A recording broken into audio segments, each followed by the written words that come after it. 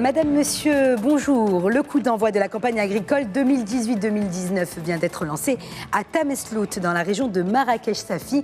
Le ministre marocain de l'Agriculture, Aziz Arnouch, a annoncé une série de mesures susceptibles de garantir la réussite de l'actuelle campagne agricole. L'occasion également de revenir sur la précédente campagne qui, malgré des débuts difficiles, s'est clôturée sur une bonne performance. Et pour en parler avec nous, sur le plateau, Ahmed Ouayesh, président de la Comader, la Confédération marocaine de l'agriculture et du développement rural. Bonjour, monsieur Ouayesh. Bonjour. Alors donc c'est reparti, je le disais, pour une nouvelle campagne agricole. Le lancement de la campagne 2018-2019 est en avance cette année de 2 semaines par rapport à la précédente qui avait été lancée justement à Meknès. Est-ce que selon vous, c'est un peu le présage d'une bonne campagne agricole cette année ? On peut faire cette lecture-là, mais je dois juste dire que la campagne agricole, ça démarre le 1er septembre de chaque année et ça se termine donc le 30 août le 31 août de l'année d'après. Effectivement, les mesures qui ont été prises par le gouvernement et annoncées par le ministre de l'Agriculture, c'est des décisions importantes. Et il a été jugé utile donc, de les faire savoir aux producteurs, de les faire savoir aux opérateurs pour qu'ils prennent les dispositions donc, nécessaires. Et l'année dernière, il y avait un petit retard. Comme vous le savez, il y avait un retard aussi des pluies. Et malgré tout ça, comme vous l'avez dit, on a quand même réalisé une campagne exceptionnelle. Alors, l'année dernière était exceptionnel, puisque les rendements ont avoisiné les 100 millions de quintaux. Et l'année d'avant aussi était une très très bonne campagne, ce qui fait que cette année, le défi, il est là. Comment faire? Ça va être la première fois dans l'histoire du Maroc agricole. Est-ce qu'on va réaliser 3 campagnes agricoles successives excellentes? Le défi, c'est là où ça réside. Donc c'est tout à fait normal que le ministre est très pressé et tout le monde était sur la ligne de départ. Tout le monde piaffe pour démarrer cette campagne dans de très bonnes conditions. Alors revenons à présent justement sur les mesures qui ont été annoncées, notamment la commercialisation de semences à des prix de vente subventionnés. Alors est-ce qu'il s'agira de semences sélectionnées et comment cela concrètement va-t-il s'appliquer ? C'est des semences sélectionnées. D'ailleurs, le ministre de l'Agriculture, hier, a insisté un peu sur le caractère intéressant donc, des semences. Comme vous savez, quand on utilise une semence sélectionnée, et quand les pluies sont au rendez-vous, les rendements sont également au rendez-vous. La preuve, les 2 années où la semence a été largement utilisée, on a réussi à extérioriser donc, les données génétiques donc, du matériel végétal. La semence, on peut sans risque d'être contredit, peut représenter 50% donc du rendement. Donc, et d'ailleurs, preuve en est que quand on a un champ qui est ensemencé avec du commun, et on a à côté un champ où la semence sélectionnée est utilisée, eh bien le rendement, il n'y a pas photo. Donc on a des rendements qui peuvent être pratiquement le double pour ne pas être le triple. D'ailleurs, preuve en est que au niveau de certaines parcelles, l'année dernière, on a des rendements en céréales qui avoisinent pratiquement les 100 quintaux, ce qui est exceptionnel. Donc on a pratiquement des rendements des pays européens les plus avancés. Alors il faut également insister. Pourquoi le ministre s'est limité aux semences sélectionnées? Tout simplement parce que sélectionner des céréales, parce que tout simplement les céréales représentent 75% de la superficie agricole utilisable. Et également, quand on produit plus, on importe moins. Ça, ce qui est très important. Sinon, il y a aussi un exemple à citer, c'est au niveau de la betterave. Depuis qu'on commence à utiliser la betterave sucrière pour produire du sucre, depuis qu'on a commencé à utiliser des semences sélectionnées, on a triplé le rendement. Alors, au début, on a des rendements de 4 tonnes à l'hectare, disons 5 tonnes à l'hectare sucre extractible. Aujourd'hui, nous sommes à 15, avec des pointes de 18, donc des pointes qui sont supérieures au rendement français, pour citer donc le pays le plus avancé donc dans la production de betterave. Très bons résultats. Et justement, on parle aussi de production record, voire même historique, qui sont attendues cette année pour les olives et les agrumes. Le ministre de l'Agriculture, Aziz Arnouch, l'a annoncé également lors du lancement de la campagne. La production des olives devrait ainsi atteindre un record de 2 millions de tonnes pour une superficie productive de 957 000 hectares pour être précise, soit une hausse de 22,3% par rapport à la campagne précédente. Alors comment on peut l'expliquer ? Ben, c'est tout ça. Voilà un bon exemple donc, de la réussite du plan Maroc Vert. Donc, c'est tout simplement l'effet plan Maroc Vert. Donc, il y a des aides qui ont été donc octroyées à ce secteur. Il y a un bon encadrement. Il y a aussi une extension, il faut le dire, donc de la superficie donc de oléicole.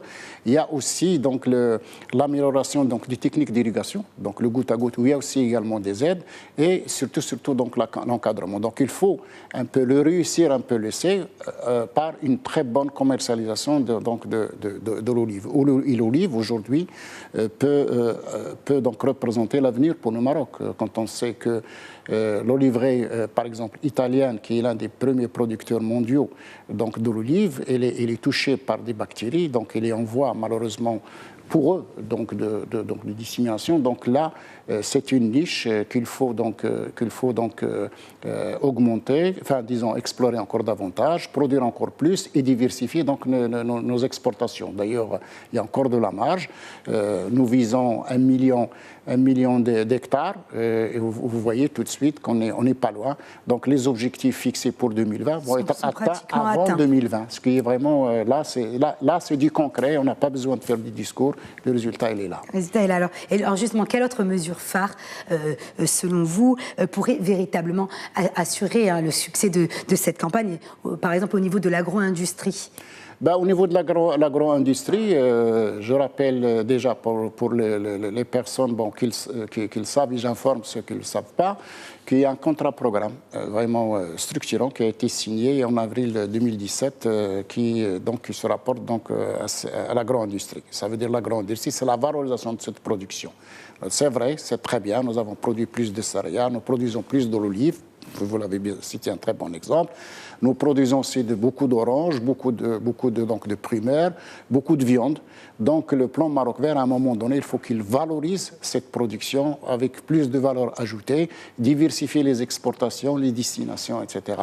Donc ce plan Maroc Vert, il va durer à peu près dans les 3 ans. Donc il a été signé l'année dernière et jusqu'à fin 2021 avec quand même une enveloppe budgétaire assez conséquente, plus de 12 milliards donc, de dirhams qui vont être injectés dans ce secteur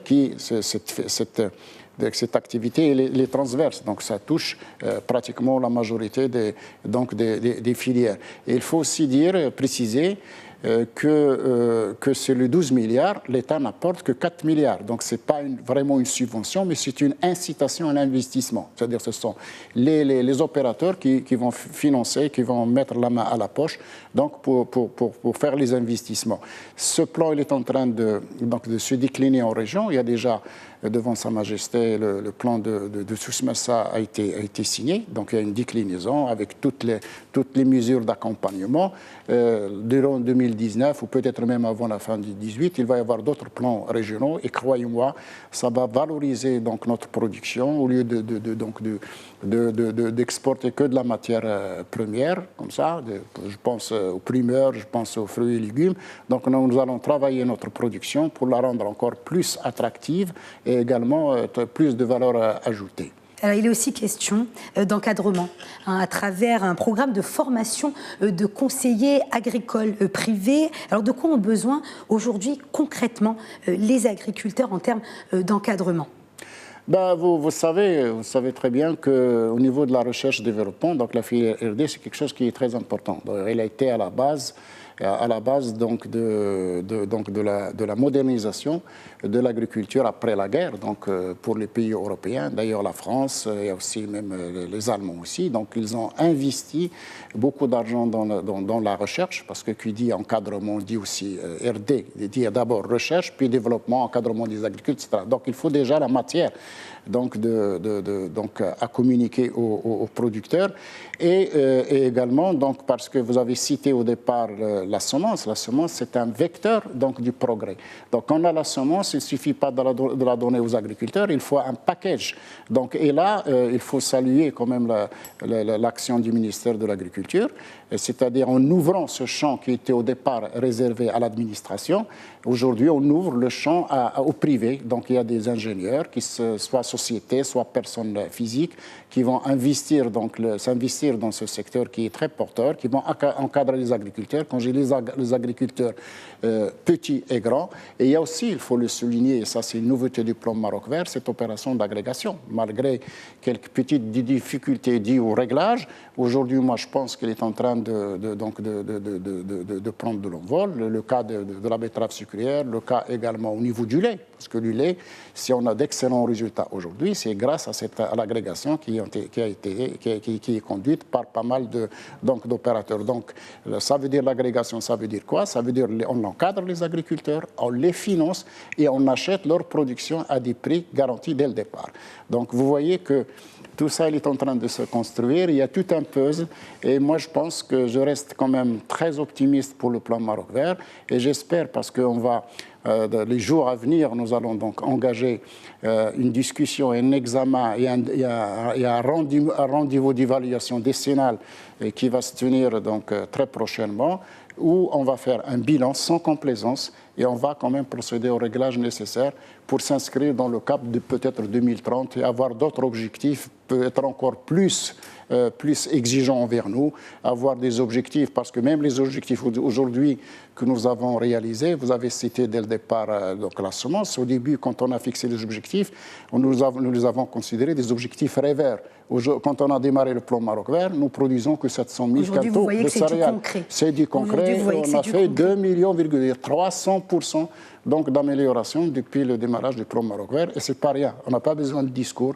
Le concret, il est là, on le voit et on le constate. Merci, monsieur Ouayesh, d'avoir répondu aux questions de Medi 1 TV. Je rappelle que vous êtes le président de la COMADER, la Confédération marocaine de l'agriculture et du développement rural. Merci à vous pour votre fidélité. Restez avec nous. L'information se poursuit sur notre antenne. Portez-vous bien.